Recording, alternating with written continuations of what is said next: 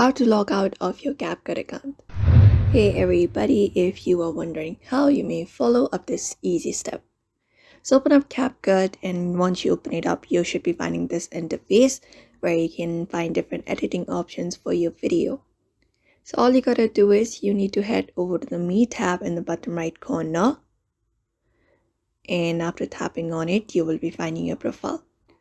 So if you want to log out, all you gotta do is from this given interface at the top right corner, you should be finding a 3 horizontal lines.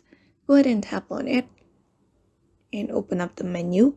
From the given menu, you may select the option called sign out, which is right at the last. Tap on it, and once you tap on it, you will be logged out of CapCut. So that is it for now. You may follow up this method in order to sign out of CapCut, log out of CapCut.